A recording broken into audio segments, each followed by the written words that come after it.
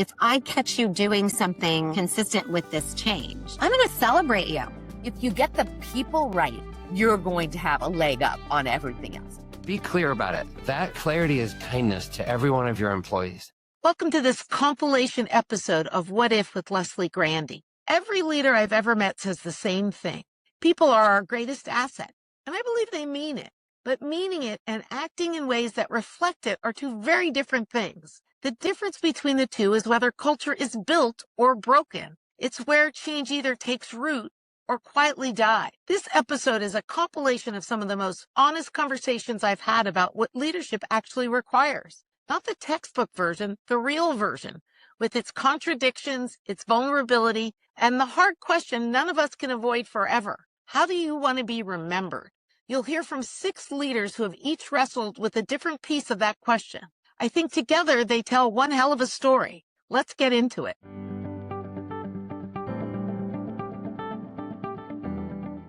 Dr. Cynthia makes a distinction I think about a lot.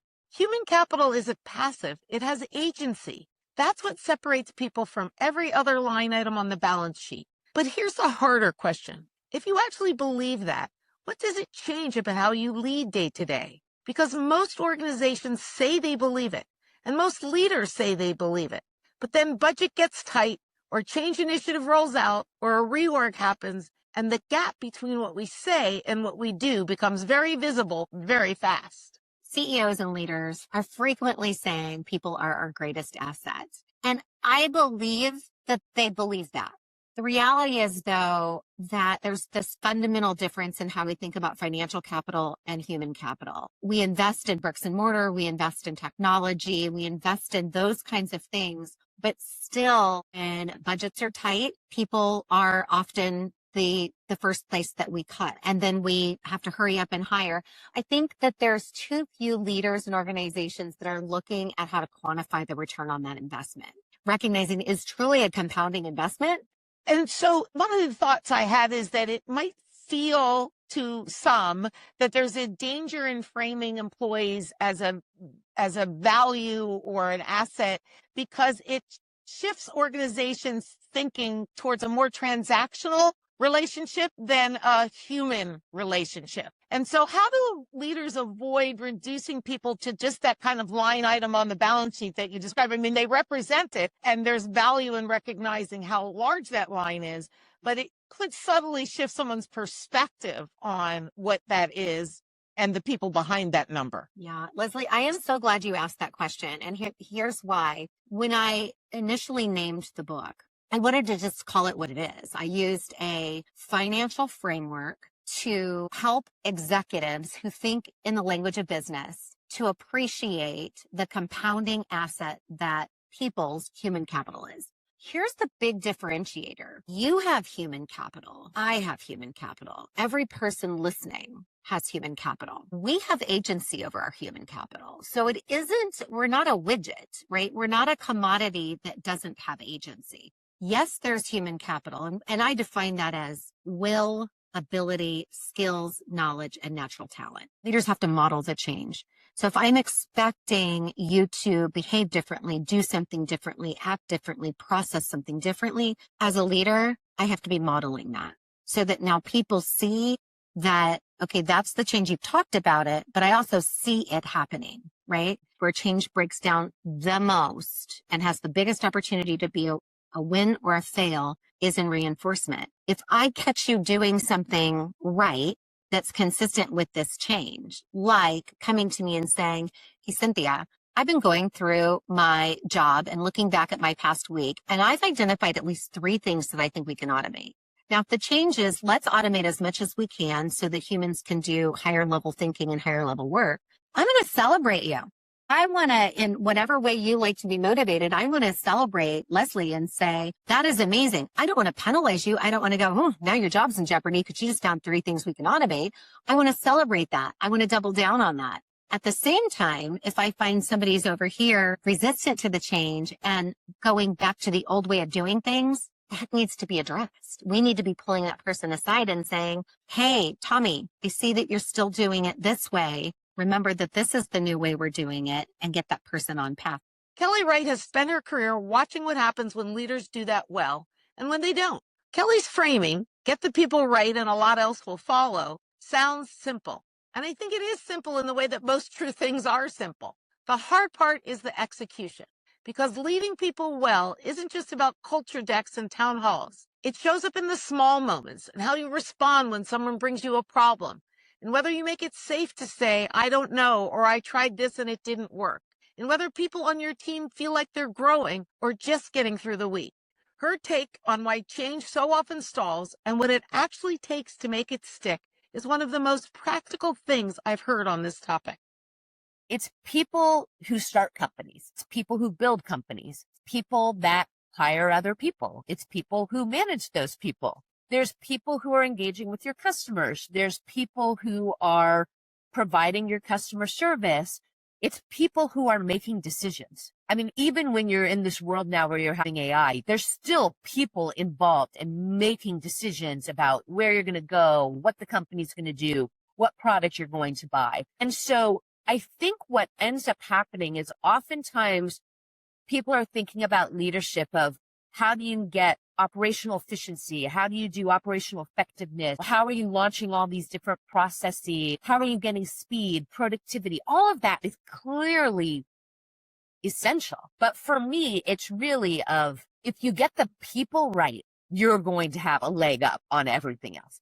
And so for me, it's all about the people always. And that brings back to a lot of what we can talk about culture with mission, vision, values, or how you build high performance teams, all of that, because you want people to be connected to the mission and purpose of the company. You want people to feel like they can have a positive impact. You want people to feel inspired and motivated to be their best self, do their best work, and bring their authentic self to work. And all of that is really where I've put my highest priorities through all of my roles and really focused on that for the people that have been on my teams, whether in management or individual contributor roles, because you get the people side right, a lot else will follow. You can have the best company with the right time and the right place, and you get the people wrong, it's not going to go well. Mark Kamlis learned a lesson early in his career from a mentor who gave him advice that annoyed him at first, but it fundamentally changed how he thinks about his role as a leader, and I think you'll recognize yourself in it. Somehow we believe this lie that we go to work and we cut out the personal parts of ourselves that really matter. There was very strong evidence to suggest that that's a bad idea. There's a lot of evidence to suggest that the way forward is to bring your wholehearted full self into the workplace. And I think in order to do that, the owners need to do that before they invite their staff to do it. That's to say, if you want to go skinny dipping with a bunch of friends, the best way to do it is to take off your clothes and jump in and say, come on in, the water's fine. But if you stand on the dock with a bunch of people and tell them to get naked and jump in, that's creepy. That's a little weird, right? So like you have to lead with that vulnerability. You have to lead with the thing that says, hey, I own this little shop and this is who I am. And this is who I'm becoming. And this is what I'm trying to do with my little store. And God, I hope you'll join me in that mission. Will you join me in that? Like, this is what we're doing here.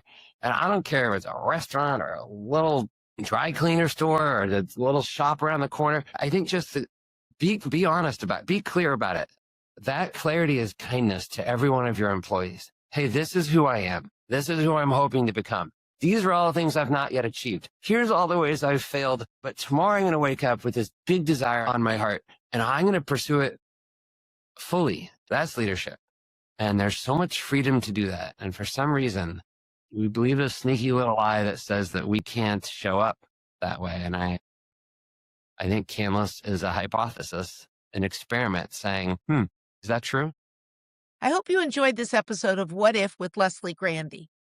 If you'd like to learn more about how we can work together to expand your organization's capacity to innovate, to leverage AI as a strategic thought partner, and to inspire your teams to think bigger and take intelligent risks, visit lesliegrandy.com today.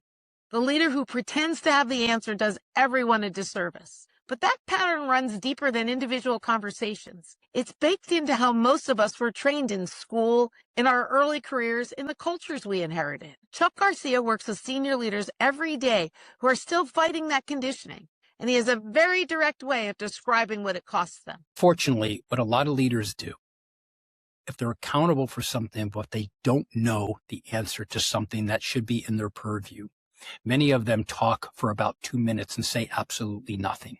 They feel that they need to respond, so they're just blabbing away. It's just balderdash and just corporate speak. The leaders that I work with sometimes have a very difficult time admitting they don't know something. And that goes back to the legacy of their education. We were rewarded for getting something right and punished for getting something wrong. So here's the crazy thing. It starts with the admission that I don't know the answer to your question. It should come out just as quickly as that and be comfortable in the discomfort that you don't know something. But here's where the stoicism comes in. The minute you think that you're supposed to know everything, you're screwed. Because all of us are capable of doing anything, but we can't do everything. And this is where the Stoic philosophy says, what I can't control, I don't know it, but here's the good news. I know someone who does. So you're going to have to check with John in accounting. He's going to give you the answer. And if he doesn't get you the answer you need, come back to me. I'll find you who do. Just the admission of not knowing what you don't know is a beautiful thing because it keeps you from causing any further self-inflicted harm. This is where they get into trouble. And sometimes just the simple admission, I don't know, but I'll find out where. Such a simple thing, but some people have a very difficult time. That has been the biggest challenge of my coaching career.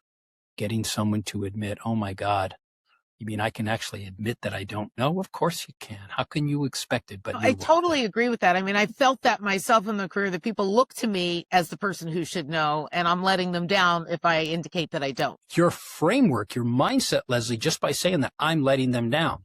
I'm trying to get them to change that much. I'm not letting you down. I'm pointing you in the right direction. And I'm never going to have all the facts. You're never going to have 100% of what you need to make the decision. You're not expected to know everything. It's your limiting belief that you need to know it that is getting you into trouble. Here's what I think Chuck and Mark are both pointing at. The leaders who can sit with that discomfort, who can say, I don't know, or I got that wrong, well, they create something rare. They create psychological safety, and psychological safety is what makes it possible for the people around them to take risks, speak honestly, and push back when something isn't working. Which brings me to a question most leaders don't think about enough. What do you do with the person on your team who is always pushing back? Not the toxic one, that's a different conversation, but the one whose questions make everyone just a little bit uncomfortable to have them in the room. Sean Atkins has a strong view on this, and he has a story about a time he almost got it wrong. You have to figure out this difficult to find balance between, I have to bring people who are good to the culture, and I have to bring people into the culture that's going to make the culture be a little bit uncomfortable so that it continues to innovate. Just because someone might be a little bit prickly isn't necessarily a bad thing. They might throw an elbow, or they might be like, I don't know, they might talk much more directly to the rest of the team. Like, I don't know, that's a terrible idea. Cultures have a tendency to get myopic, myself included. We needed to listen to that thing that was kind of pushing us a place that we were all very uncomfortable with, because now we're here and we're like, I guess we could have done that. I'd rather be with a great team that failed than a mediocre team that succeeded. Struggle with people and getting to the other side with your differences and your pains is a better experience in my right, better learning for me, better growth for me as a leader. What Sean is describing takes a kind of courage that leadership development programs don't spend nearly enough time on. It's not the courage to make a hard call or deliver a difficult message. It's the courage to say publicly, I was wrong, to celebrate the person who pushed back against you, to hold your own certainty loosely enough that you can actually learn something. That requires a particular kind of self-awareness and a willingness to let go of something a lot of leaders hold on to longer than they should. The idea that their job is to be the one with the answers. Hortense Flugenti calls that the superhero trap. She's an executive coach who has worked with leaders at the highest levels, and she's watched this pattern play out over and over. The leader who is so focused on being indispensable, on having the vision, on projecting strength, that they never create the conditions for the people around them to truly thrive. In a world moving as fast as this one, she thinks that model isn't just ineffective, it's unsustainable. They need to have all the answers. They need to know everything. They need to be everywhere at the same time. That is not possible. You cannot have all the answers. That's absolutely not possible. And especially today with this world always going so fast with the AI of tomorrow. No. So you need to include people. You need to change your leadership. And that, Leslie, I don't have to say anything. Everybody knows that. So the main job of a leader is already and will be to take care of their people, create the environment to make them grow. And that's it. But that's a lot. And of course, I'm not talking about the vision, about, the creativity, the fast and the speed. It's going to be fast, very, very fast. So because of that, take care of that. And of course, take care of AI, but everybody's doing that anyway. So try to find the balance between both of them and try to reinvent yourself. The main question is, how do you want to be remembered as a leader? How you want to show up? So how do you want to be remembered as a leader? Or tense ask that question like it's simple, although I know it's not. I think it's the right place to end, however, because everything these 6 leaders described points back to it. The way you think about human capital, the way you reinforce change, the people you center on, the vulnerability you're willing to show, the trap you're able to name. None of that happens by accident. It's a choice you can make or ignore every single day. Thanks for joining me today. I hope you enjoyed this special episode. Thank you for listening to What If with Leslie Grandy. If you're interested in learning more about creative leadership, or you're just looking for a way to build your creative self-confidence and agency, check out my book, Creative Velocity, at lesliegrandy.com/book and start turning your ideas into action.